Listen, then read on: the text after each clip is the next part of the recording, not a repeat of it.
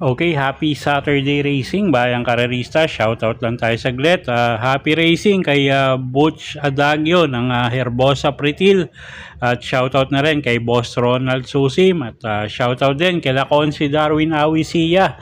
At Kagawad Arwin Abugan. Pagbate galing kay Boss JR Kabansag. And shoutout na rin kay Boss Eddie Lim. At kay Boss Mar Agkawili ng Canada. At yun nga, happy racing sa inyo mga boss, no? Saturday racing tayo.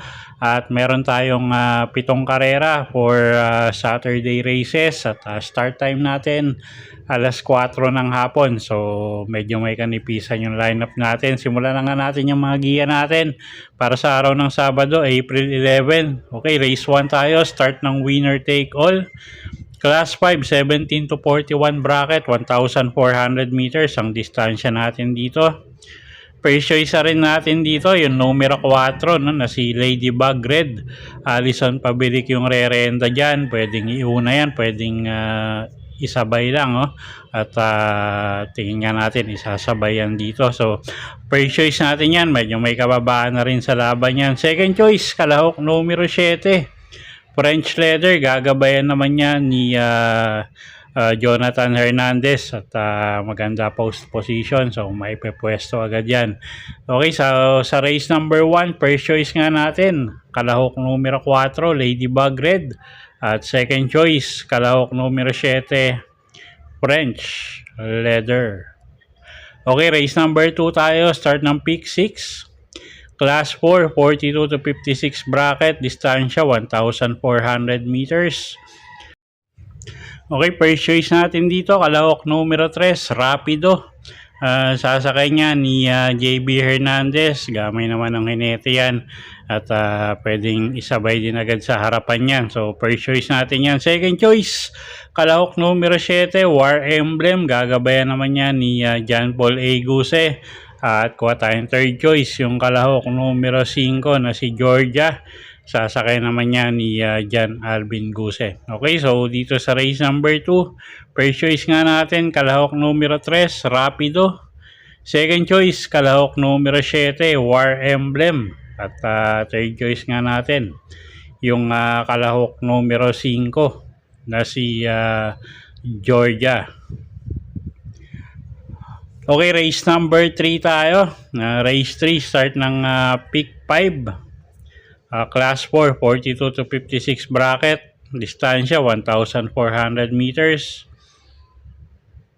Okay, meron tayong 7 kalahok dito, but 6 in betting numbers, no? First choice na rin natin yung kalahok numero 2 na si Speed Dancer. Pabs Cabalejo yung re-renda dyan. Medyo mainam yung mga huling ikinikilos nito, paumento si Caballo. So siya na rin yung first choice natin. Second choice, kalahok numero 4, couple entering Amaranth at Ginger Cat. Si Amaranth pwedeng isama sa unahan yan, although may matutulin dito, no? Pero tingin ko isasama na rin sa unahan yan. At yung 4A, isang diremating kabayo, Ginger Cat. Okay, so sa race number 3, first choice numero 2, Speed Dancer. Second choice numero 4, couple entering Amaranth at Ginger Cat. Okay, race 4 tayo. Start ng pick 4, class 5, 17 to 41 bracket, distansya 1,400 meters. Okay, first choice, kalahok numero 5, Clairvoyant. Pabs Cabalejo yung re-renta dyan.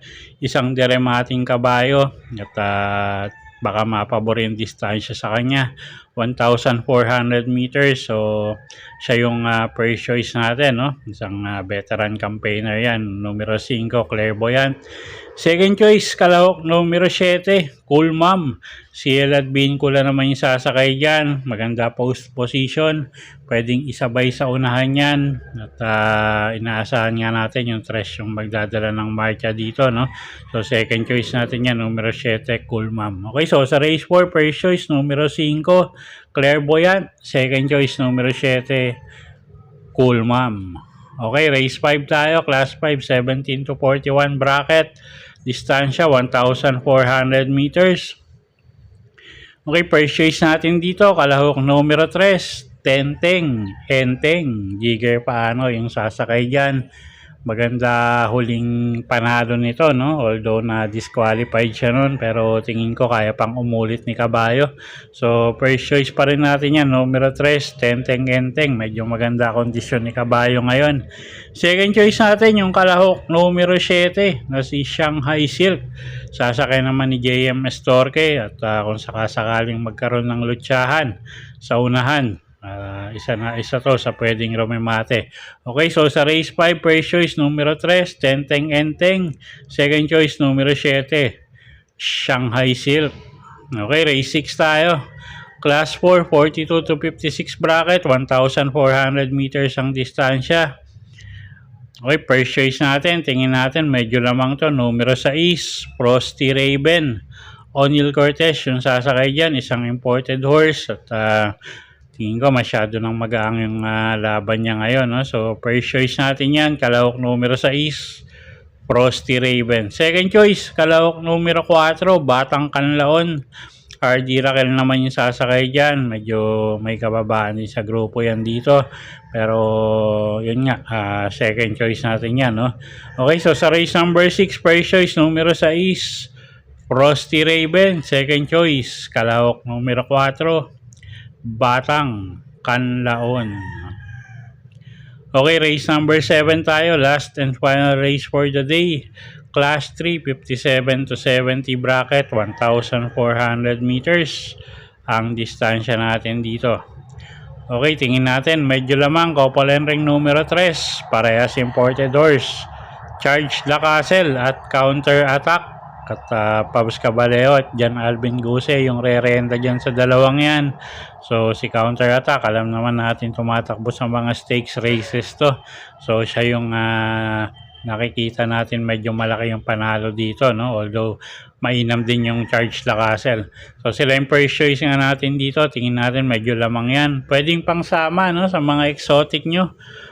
Yung kalahok numero 9, Modern Legacy, at kalahok numero 4 na si Del Campo. Okay, so sa race 7, first choice nga natin, medyo nalalamangan tayo dyan, Couple Ring numero 3, Charge La Castle at Counter Attack, at pwedeng pangsama sa mga exotic, kalahok numero 9, Modern Legacy, at kalahok numero 4, Del Campo. Okay, so yun po yung mga giya natin para sa araw ng Sabado, April 11, 2026. At sana po makatulong sa pagpili nyo ng mga tatayang kabayo. Inuulit ko po, kayo pa rin po masusunod kung saan nyo itataya yung pinagpaguran yung pera. Okay, good luck po at happy Saturday racing, bayang karerista.